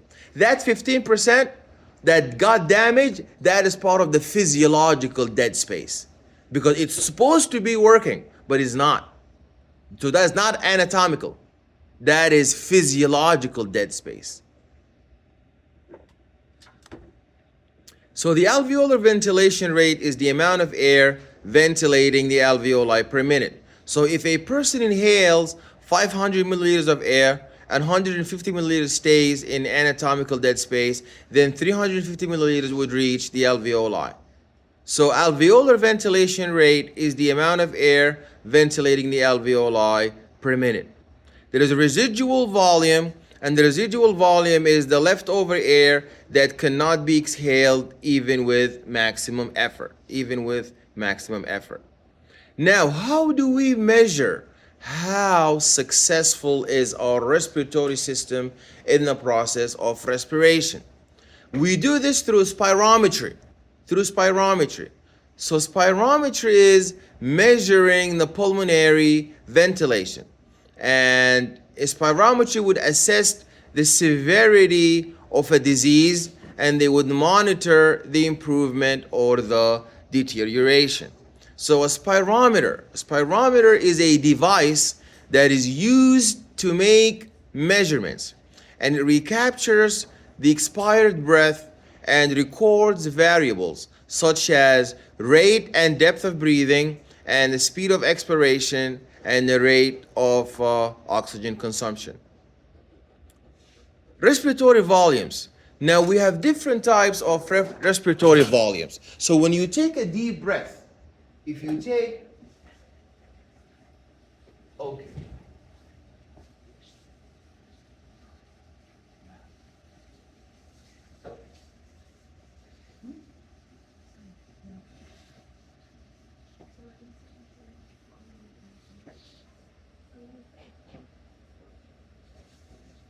Okay, so tidal volume is the volume of air that is inhaled and exhaled in one cycle. So when you take 500 milliliters of air in, that's plus 500 milliliters of air in, and then when you exhale 500 milliliters of air minus 500, that is when we inhale. We inhale plus 500 milliliters, and we exhale 500 milliliters, that's exhale. Okay? We inhale, then we exhale. So inhale 500, exhale minus 500. Now the inspiratory reserve volume. The inspiratory reserve volume is the air in excess of tidal volume that can be inhaled with maximum effort. So for example, if I'm breathing normally, 500 in, 500 out, 500 in, 500 out. What is that called? That's tidal volume. Excellent. That's my tidal volume. If you want to see how far as much air you can get into your lungs as possible, what is that called? That's called inspiratory reserve volume. That is about the excess amount of tidal volume that can be inhaled with maximum effort. So you go up 500, you inhale 500, and another 2,500. That's 3,000 milliliters. That's how much air you can bring in, and that all that part here, all that here is known as the, all that is known as the inspiratory reserve volume. And then you go right back to normal. And expiratory reserve volume is the air in excess of the tidal volume that can be exhaled. So now the opposite. How much can I not bring in, but how much can I push out? And that's only about 1,200. All the air comes out. So now you remove minus 500, then you go deeper down. That's your expiratory reserve volume, and then you go back to the normal range, your tidal volume. So that's about 1,200. So on the exam, I'm not going to ask you about the numbers. I'm not going to ask you what is the how many milliliters is inspiratory reserve volume, how many milliliters is expiratory reserve volume. No, I'm going to ask you what is tidal volume, and you say that is the amount of air that is inhaled and exhaled during a normal quiet breathing. Now, what is the residual volume? That one is very important. Residual volume is the air that is remaining in the lungs after maximum expiration. So that means you cannot get all the air out. So no matter how hard you get air out, your lung will never be 0%. There will be some air lagging behind, residing behind, known as residual volume. And this residual volume is the air that remains stagnant behind in the lung, and it's about 1,300. There we go. So if you look at the lung volume, The lung volume from 0 milliliters up to 6,000 milliliters. So you can never take in more than 6,000 milliliters, guys, in your lung. But your lung is usually remaining at a size of 3,000 milliliters, but you're shifting up and down from 2,500 milliliter to 3,000, 3,000 to 2,500, 2,500 to 3,000, 3,000 to 2,500 milliliters, 2,500 milliliters to 3,000, 3,000 to 2,500 milliliters. So you're going up and down, up and down. That's your tidal volume. When you take in about 3,000 more, that's about 6,000. This is your inspiratory reserve volume. When you exhale as much air as possible, that's your expiratory reserve volume. What's the name of this air that's lagging behind that will never get out no matter how hard you push? Residual volume. That one is going to be on your exam. And this is your spirometer. What's the name of this device? Spirometer. So what is the total lung capacity? The total lung capacity is the most amount of air that can get into your lung. And how much is that? 6,000. That one you need to know. Your lung, how much air, maximum air your lung can ever, how much air your lung can ever accommodate. That's 6,000. That's 6,000.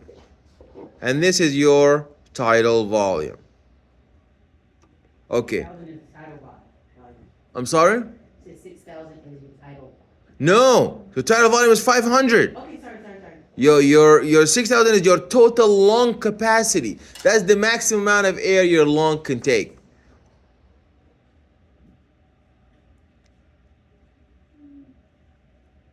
And inspiratory capacity is the volume brought in by air in tidal volume plus the inspiratory reserve volume. And the expiratory reserve volume is the air that you can send out in excess of the air that is exhaled in tidal volume. So the vital capacity is the total amount of air that can be inhaled and then exhaled with maximum effort. You see, the vital capacity is everything minus the functional residual capacity. Everything minus the functional residual capacity.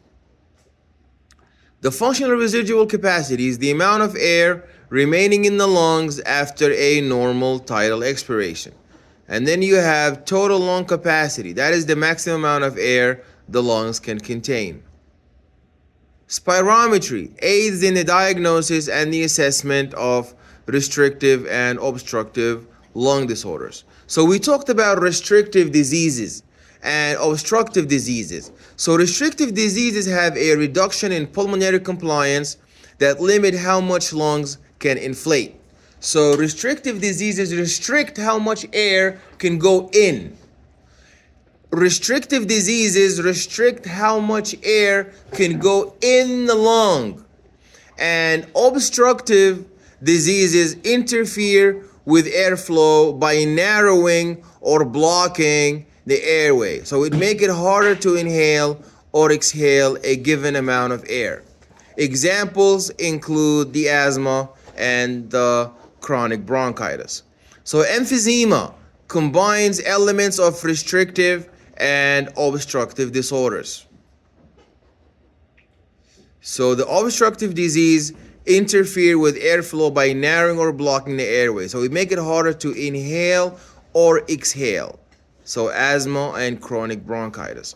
So you got to understand the difference between restrictive disease. So restrictive disease does not allow what? Does not allow air to come in. Excellent. And obstructive disease does not allow both. You see? They make it harder to inhale or exhale.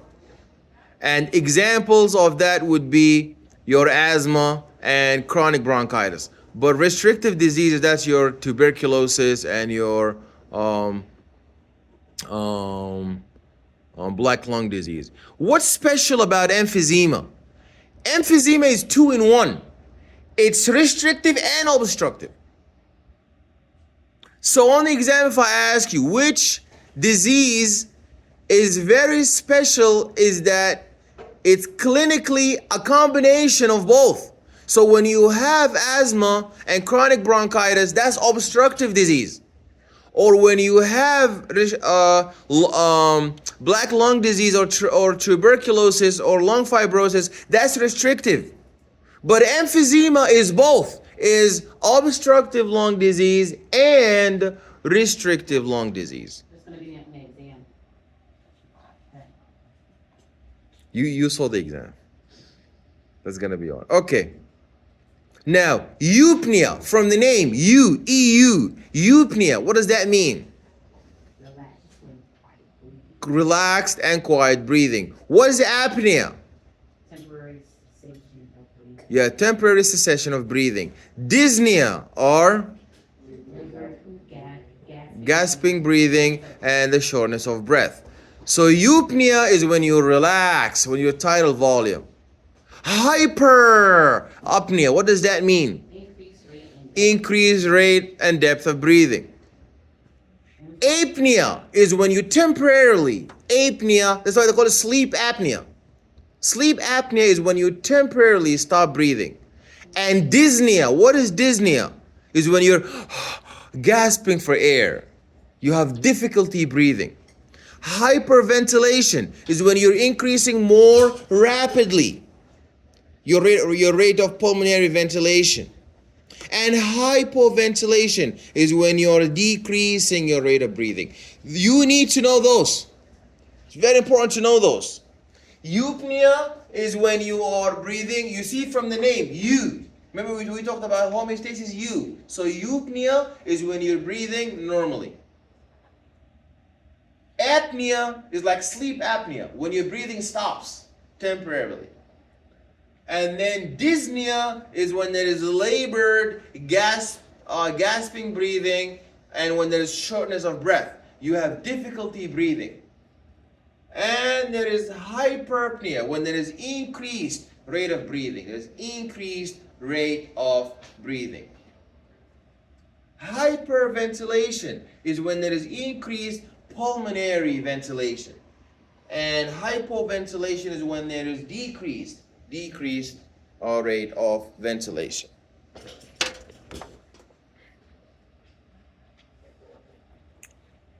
Variations in the respiratory rhythm. Variations of the respiratory rhythm are cosmal respiration, deep and rapid breathing, often is induced by acidosis. So that was one of the questions on the homework. So cosmal breathing is when there is deep and rapid breathing caused by acidosis, when the acidity in your blood is too high. Orthopnea is when there is dyspnea that occurs when a person is laying down. Tachypnea is when there is accelerated breathing. Respiratory arrest is the permanent cessation of breathing.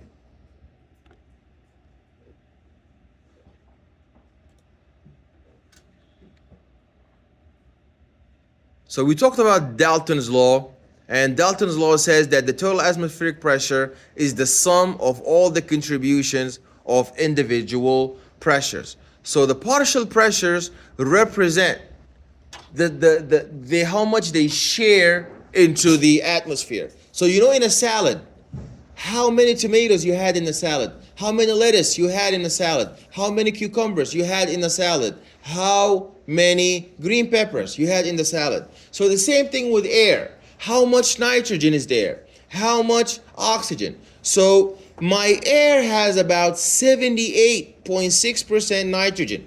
That means the partial pressure of air is 78.6% partial pressure by nitrogen. Imagine I am stepping on a scale, and then, Abraham steps on a scale. Then Chase steps on a scale. And we are all on the same scale. That number you see has a partial weight of my weight, partial weight of Abraham's weight, partial weight of Chase's weight. So in the air, there's a partial pressure of oxygen, partial pressure of nitrogen, and partial pressure of carbon dioxide. So the carbon dioxide is the least, about 0.04%, while oxygen is about 20% and nitrogen is 78%. So Dalton's law will say that the total pressure is actually the sum of how much you're contributing. The same way I'm contributing to the total weight, my own weight, in the air, the partial pressure of oxygen, the atmospheric pressure is actually the sum of the partial pressure of all the solid, all the gas molecules that are in the air. Is that one clear? Yes. So the composition of the inspired and alveolar air differs because of three influences. So air is humidified by contact with mucous membranes. The alveolar partial pressure of water is more than 10 times higher than the inhaled air, and the alveolar air mixes with the residual air. The oxygen gets diluted and the air is enriched with carbon dioxide. So the alveolar air exchanges oxygen and carbon dioxide with blood, and the partial pressure of oxygen of the alveolar air is about 65% that of the inspired air, and the partial pressure of carbon dioxide is more than 130 times higher. Okay, alveolar gas exchange. The alveolar gas exchange represents the movement of oxygen and carbon dioxide across the respiratory membrane. So air in the alveolus is in contact with a film of water covering the alveolar epithelium. So for oxygen to get into the blood, it must dissolve in this water and pass through the respiratory membrane. And for carbon dioxide to leave the blood, it must dissolve in that elastic liquidy phase. Now, what does Henry's law say? Henry's law says at the air-water interface, for a given temperature, the amount of gas that dissolves in water is determined by its solubility, is determined by its solubility in water and its partial partial pressure in the air. So the greater the partial pressure of oxygen in the alveolar air, the more oxygen the blood would pick up. And since the blood arriving at the alveolus has a high partial pressure of carbon dioxide than the air, it would release carbon dioxide. So at the air-water interface of a given temperature, the amount of gas that dissolves in the water is determined by its solubility in water and its partial pressure in the air. So that's Henry's law. The more you are in air, the more you will be dissolved in water. The less fraction. So if you put a cup of water and air is 78% nitrogen, you will see that the water has 78% nitrogen in the water. The same, there's 78% nitrogen in air, there will be 78% nitrogen in water. There is about 20% oxygen dissolved in air, there will be 20% oxygen dissolved in water. Okay, we talked about the pressure gradients and the ventilation perfusion coupling. So we talked about perfusion in the sense that we have microcirculation, we have capillaries. These capillaries arrive at these grapes, at these alveoli, at these bubbles, and carbon dioxide would diffuse out and dissolve. Remember the same concept with Henry's law. The same way we have a lot of carbon dioxide in the blood, it's going to dissolve outward into the alveoli. And because there is a lot of oxygen in the alveoli, it's going to dissolve into the blood. So the movement is dependent on solubility. The movement is dependent on how thick these alveoli are. That's why patients who have fibrosis, their alveoli are so thick that this process of dissolving of all of these oxygen across the membranes, dissolving the carbon dioxide across the membranes, is going to be slowed down.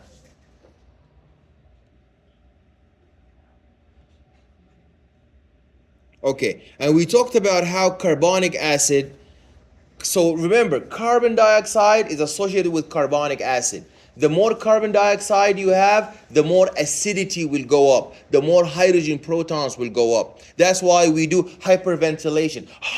So we shunt and we remove carbon dioxide from our blood. When carbon dioxide is removed from our blood, what happens to the acidity of the blood?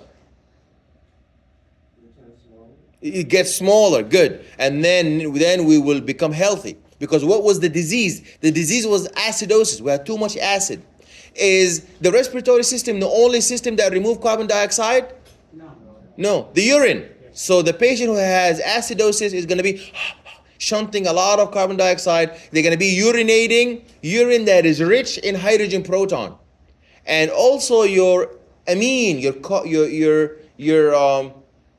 proteins in your body. These amino acids, they have an acidic side chain and they have a basic side chain. So the basic side chain is going to start to acquire and pick up from the blood this hydrogen protons, making sure that we don't have a lot of acid.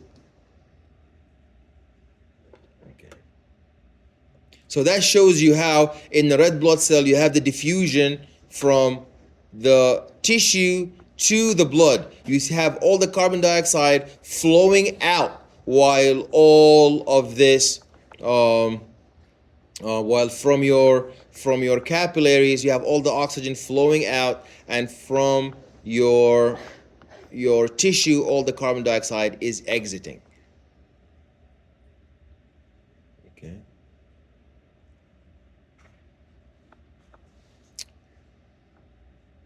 Okay, so this is the last thing that we're going to do, and that is the Bohr's effect. The Bohr's effect is telling us that your hemoglobin is able to change its affinity for oxygen. So what's the difference between hemoglobin and myoglobin? That one is on the exam. The difference between hemoglobin and myoglobin. Hemoglobin transfer oxygen. Hemoglobin will transfer oxygen, will deliver oxygen, while myoglobin will store oxygen. So myoglobin is good for oxygen storage. Myoglobin is good for oxygen storage. While hemoglobin is good for oxygen delivery. So hemoglobin is the Uber for oxygen. It will deliver oxygen to the tissue. While myoglobin will hold it like a warehouse. When the body needs it, it will give it to it. So this Bohr's effect is showing us that this hemoglobin has a sigmoidal curve. See, that's a sigmoidal curve. This sigmoidal curve is always shifting. So what happens, let's say you have 4 patients. Patient 1 is pink. Patient 2 is yellow. Patient 3 is blue. Patient red is red. How are they different? What's the difference? Let's assume that each patient is their color. Yes? Body temperature. Yeah, so what does that mean? That means he's stressed out. The red patient is under so much temperature. The blue under so much temperature. But less than red. But what does that mean? I could remove temperature, put some other form of stress, physical agent. I can put exercise. This guy is running at 10 miles an hour. This 9 miles an hour. That's 8 miles an hour. That's 7 miles an hour. This graph is not just about temperature, guys. This graph is about stress. So the more you go in that road, the more under pain and stress you are. So what does that tell you? That tells you hemoglobin is going to accommodate, is going to change. So the more oxygen you need, it will give you. So you see that the affinity of hemoglobin, or the saturation of hemoglobin with oxygen, is going to be less the worse you are. So this guy who's red, he's under the most pain, hemoglobin will have the least oxygen. This guy, the second worst, hemoglobin is going to have the least oxygen, but more when compared to the one who is. So when we shift right, hemoglobin is less saturated with oxygen. So let's think of hemoglobin as a bank account full of dollars, but it's not full of dollar, full of oxygen. The more you need money, the less the bank account will be. So here the saturation is saturation with money. Red is really broke. So the hemoglobin, his hemoglobin bank is gonna be the lowest. The blue is gonna be the second lowest. Do you understand? So remember that when you shift right, it means you are under more demand for oxygen. You are under more stress, and therefore hemoglobin will help you, will support you by being less saturated with oxygen, by having less affinity for oxygen. Hemoglobin has a lot of oxygen. Hemoglobin is hugging so much oxygen. But the more you need, the more it's going to give you. Yes? So in this case, it says that the blue one is the highest temperature, so the ones with 10 degrees Celsius or 20 degrees Celsius are higher. So here, this graph is showing you an overall relationship of how much does the hemoglobin of all of these people, how much is their hemoglobin saturated with oxygen. So if your hemoglobin has no oxygen, that means what? It let it go. It gave it to you. So if it has a lot of oxygen, that means it didn't give it to you because you don't need it. Hemoglobin will never give oxygen except to a tissue that has no oxygen. Except to a tissue that has no oxygen. So if you look at here, that's the partial pressure. That is how much oxygen, this is how much oxygen the hemoglobin has, and that's how much oxygen the tissue has. Under low tissue oxygen, hemoglobin will have low saturation. So here, the tissue had only 10% oxygen. So did hemoglobin. It has only 10% oxygen because it gave it 90. The tissue will say, I have 10 oxygen.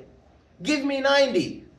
Hemoglobin will say, okay, I'll give you my 90. So now the hemoglobin will not be saturated at all with oxygen. But here, when the tissue is saturated with 80% oxygen, it doesn't have 20% oxygen. Hemoglobin is going to be around 87%, giving it less oxygen. So you have to understand that hemoglobin is helping your tissue. The more oxygen you need, the more it will give you. The less oxygen you need, the less it will give you. So the graph shift, but you got to know the direction. Is it going to shift left or going to shift right? So is this sigmoidal Bohr shift? Is it when you are under stress? Is the graph going to shift right or is it going to shift left?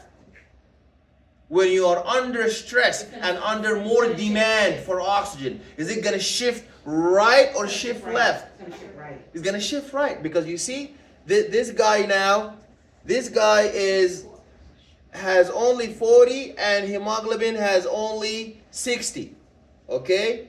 But the one on top, they have 40, but hemoglobin is saturated with 80. So there's a disparity. If you hold 40 and you compare red, blue, yellow, you will see that the ones who are less stressed, they have less oxygen saturation with their hemoglobin. Yes? At 10 and 20, isn't the body also under stress? Yeah, under stress, but better than the being in like hyperthermia. So the body is more able to adapt to hypothermia than hyperthermia. But this is to show you that hemoglobin can do both. It's going to accommodate. It's going to try to accommodate and shift right. Okay, guys. Let me see. If I mark you absent, please come.